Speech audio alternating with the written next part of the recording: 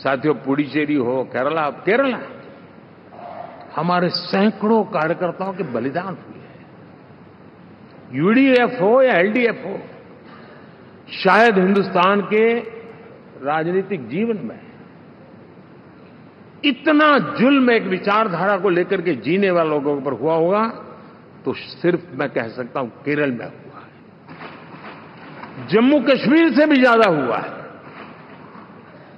उसके बावजूद भी सामने कहीं विजय नजर नहीं आता था। उन्होंने परिश्रम की पराकाष्ठा में कभी पीछे नहीं रहे, पीढ़ियां खपा दी। और आज पहली बार संसद में केरल से हमारा प्रतिनिधि बन के आया।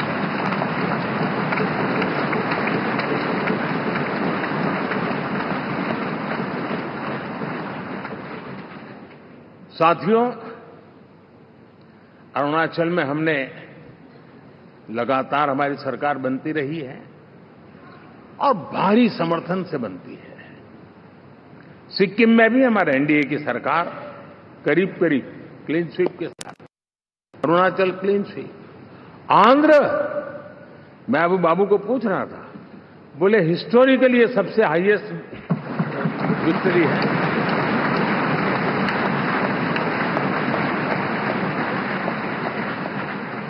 और ये जो यहां दिखता है ना पवन, ये पवन नहीं, ये आंधी है।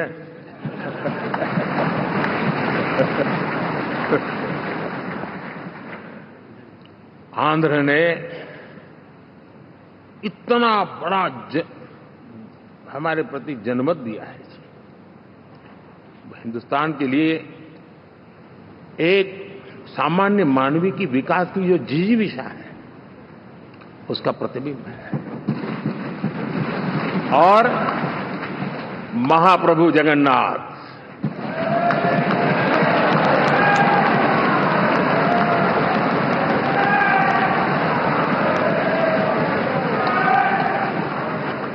और मैंने अनुभव किया हमेशा। मैं हमेशा मानता हूं ईश्वर के अनेक रूप होते हैं, लेकिन जब मैं भगवान महाप्रभु जगन्नाथ जी को याद करता हूं तो मैं हमेशा मानता हूं ये गरीबों के देवता है।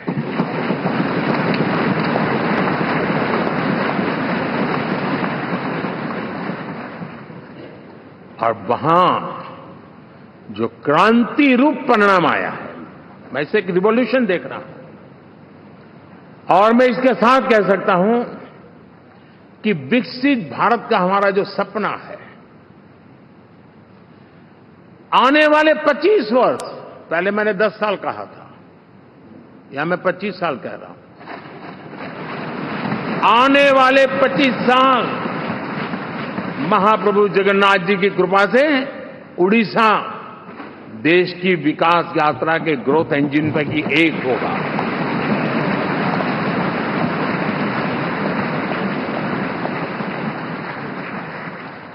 साथियों,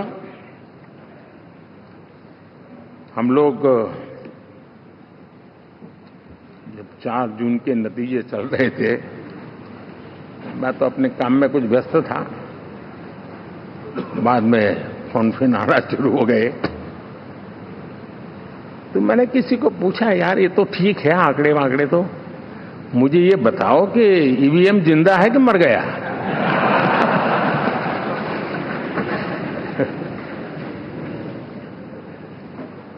क्योंकि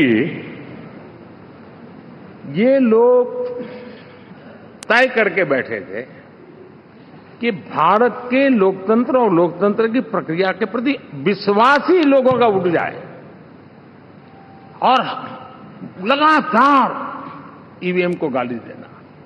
और मुझे तो लगता था कि शायद इस बार वो ईवीएम की अर्थी का जुलूस निकालेंगे, लेकिन 4 जून शाम आते आते उनको ताले लग गए, ईवीएम ने उनको चुप कर दिया। ये ताकत है भारत के लोकतंत्र की, ये ताकत है भारत की निष्पक्षता की, ये भारत की ताकत है भारत के चुनावी तंत्र की, चुनाव आयोग की। और मैं मानता हूं कि ये आशा करता हूं कि 5 साल तो अब ईवीएम शायद मुझे नहीं सुनाई देगा, लेकिन जब 29 में हम जाएंगे तो फिर से शायद ईवीएम को लेकर के नाचने की शुरुआत करेंगे क्योंकि इनके सुधरने की संभावना बहुत कम है। आप देखिए, चुनाव के समय मैंने पहली बार देखा, शायद हर तीसरे दिन इलेक्शन कमीशन के काम में रुकावट आए, इसके लिए सुप्रीम कोर्ट के दरवाजे खटखटाए गए, भांति भांति की एप्लीकेशन, और एक ही टोली थी। और लोकतंत्र के प्रति जिनका भरोभार अविश्वास है, ऐसे लोग सुप्रीम कोर्ट का उपयोग करते हुए कैसे रुकावट डाले, इसका निरंतर प्रयास करते रहे। और चुनाव आयोग की ताकत का एक बड़ा हिस्सा अदालतों में, इस पीक अवर्स में, चुनाव के पीक अवर्स में, यानी कितनी निराशा लेकर के ये लोग मैदान में आए थे कि उन्होंने पूरा हमला उसी इंस्टीट्यूट पे लगा दो ताकि चुनाव के कोई भी परिणाम आए, हम दुनिया के सामने भारत को भी बदनाम कर लें। ये षड्यंत्र का हिस्सा था दोस्तों, और कभी भी देश उनको माफ नहीं करेगा। साथियों, इंडी गठबंधन वाले जब ईवीएम का विरोध करते हैं तो मैं सिर्फ एक चुनाव के रूप में नहीं देख रहा। मैं मानता हूं ये लोग मन से पिछली शताब्दी के सोच वाले लोग हैं। वे टेक्नोलॉजी को हम महत्व न समझते हैं, न टेक्नोलॉजी स्वीकार करने को तैयार है। और ये सिर्फ ईवीएम में दिखाई दिया ऐसा नहीं, यूपीआई में दिखाया। जब हमने कहा कि हिंदुस्तान के लोग डिजिटल ट्रांजैक्शन करेंगे, फिनटेक की दुनिया में आज हिंदुस्तान का नाम हो गया, मानने को तैयार नहीं। आधार आज देश की एक पहचान बना है। मैं तो देख रहा हूं कि मुझे कई देश कहते हैं कि हमें आधार की पद्धति से आगे बढ़ना है, आप कैसे मदद कर सकते हैं। उस आधार को रोकने के लिए सुप्रीम कोर्ट में बार बार जाकर के परेशानियां पैदा की। यानी मूलतः ये प्रगति के विरोधी, आधुनिकता के विरोधी, टेक्नोलॉजी के विरोधी इंडी अलायंस हमने देखा है। साथियों, इस देश के लिए ये भी चिंता का विषय है कि विश्व में भारत के लोकतंत्र की ताकत को कम आंकने का प्रयास, और कितना एक्सट्रीम है। मैं दुनिया में ढोल पीट रहा हूं कि हम मदर ऑफ डेमोक्रेसी है, और ये दुनिया में जाकर के बता रहे नहीं हमारे देश में तो डेमोक्रेसी जैसा कुछ नहीं, कि वो मोदी बैठ गया है, वो एक चाय बेचने वाला यहां पहुंच कैसे गया, कुछ तो गड़बड़ की होगी। ये जो इनकी मनस्थिति है जी, भारत के नागरिकों को चुनाव प्रक्रिया के प्रति अविश्वास पैदा करने का जो उनका षड्यंत्र है, मैं मानता हूं कि अब दुनिया भी भारत के लोकतंत्र की विविधता, विशालता, व्यापकता, गहनता, इन सबको भी जानने समझने के लिए आकर्षित होगी। ऐसे ही इस चुनाव के नतीजे में देख रहा हूं। साथियों, जब 1 तारीख को मतदान पूरा हुआ और 4 तारीख को काउंटिंग, इस बीच की चीजों को आप देखिए। योजनाबद्ध तरीके से देश को हिंसा की आग में झोंकने का बयान दिए जाते थे। यहां इकट्ठे होना, यहां पहुंचना, यहां करना। कुछ लोग इस चीज को गंभीर नहीं लेते, लेकिन ये बहुत गंभीर है। आप भारत के लोकतंत्र को, पहले उसकी व्यवस्था को अनादर करते हो, अब परिणाम आने से पहले एक ऐसा माहौल बना दो कि बस आग लगा देंगे। हर प्रकार से उन शब्दों का अर्थ यही निकलता है कि उन्होंने देश को उस दिशा में ले जाने का प्रयास किया था। लगातार देश को गुमराह करने का प्रयास किया गया, देश के लोगों को बांटने का प्रयास किया।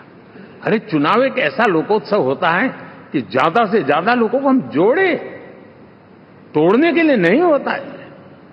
लेकिन हर प्रकार से कोशिश यही की गई। साथियों, मैं मानता हूं कि 2024 के लोकसभा के चुनाव के जो नतीजे हैं, हर पैरामीटर से देखेंगे, दुनिया ये मानती है और मानेगी कि ये एनडीए का महाविजय है।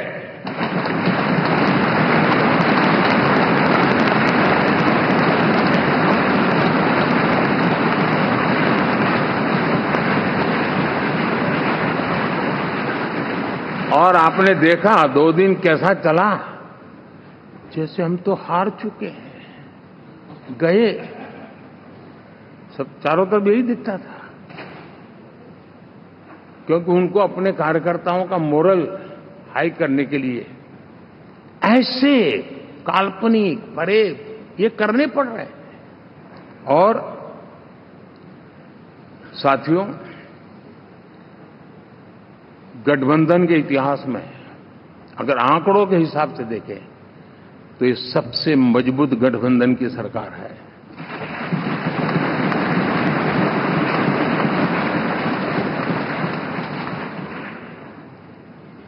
लेकिन कोशिश ये की गई कि इस विजय को स्वीकार न करना, उसको पराजय के छाया में डुबो कर रखना, लेकिन उसकी ऐसी चीजों की बाल मृत्यु हो जाती है और हो भी गई। लेकिन देशवासी जानते हैं कि न हम हारे थे न हम हारे हैं।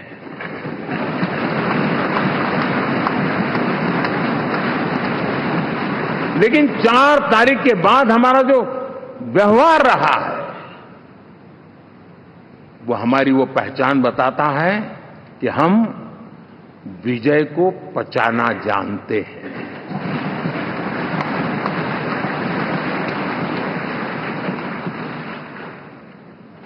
हमारे संस्कार ऐसे हैं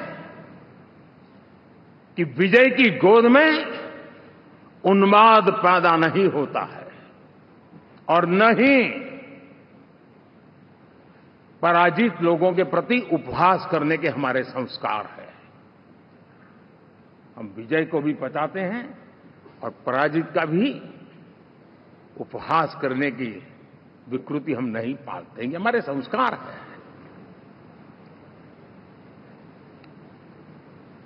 अब किसी भी बालक को पूछो कि भाई लोकसभा के चुनाव के पहले सरकार किसकी थी, तो कहेगा एनडीए। 24 के नतीजों के बाद सरकार किसकी बनी, एनडीए। फिर हारे कहां से भाई? पहले भी एनडीए थी, आज भी एनडीए और कल भी एनडीए है।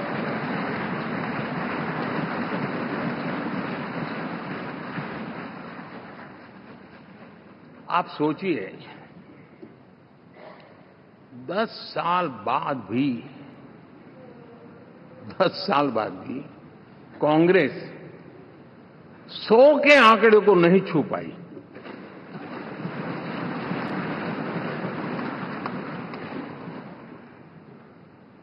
और अगर मैं 14, 19 और 24 3 चुनावों को जोड़ करके कहूं,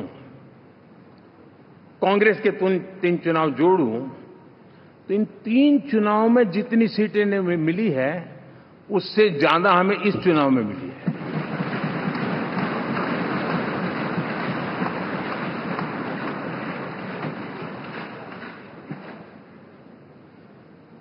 और मैं साफ देख रहा हूं साथियों, एनडीए वालों को अंदाज नहीं है। वे धीरे धीरे पहले तो डूब रहे थे, अब तेज गति से ये गर्त में जाने वाले हैं।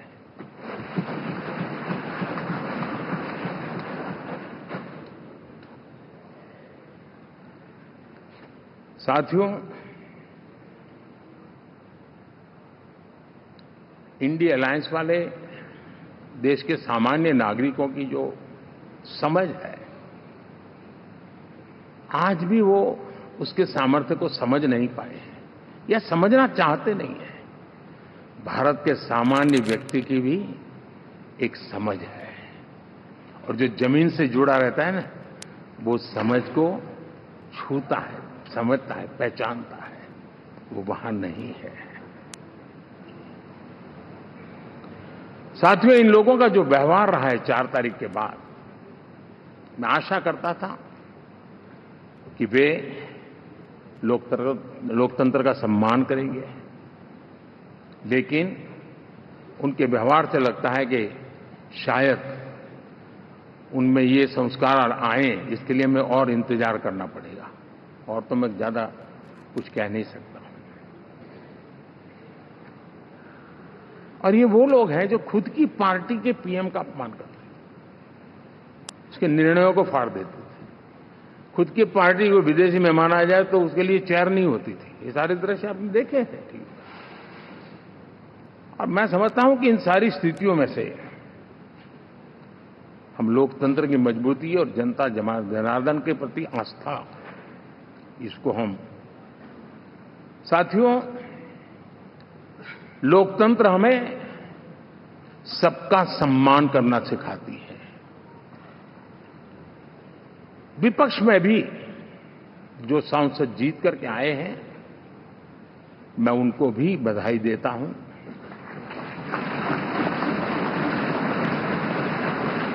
और मैं पिछले 10 वर्ष में एक चीज मिस कर रहा था कि debate, participation, quality of debate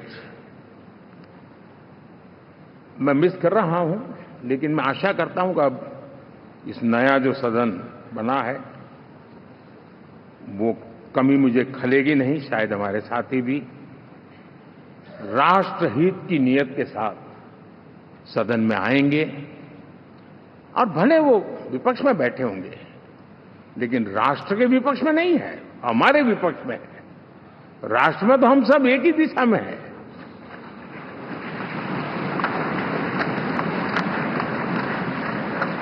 राष्ट्र में हमारा कोई पक्ष विपक्ष नहीं है। राष्ट्र में तो हम 140 करोड़ है। और मैं आशा करता हूं कि वो राष्ट्रहित की भावना को लेकर के सदन में आएंगे और सदन को समृद्धि देने में वे कुछ न कुछ योगदान करेंगे।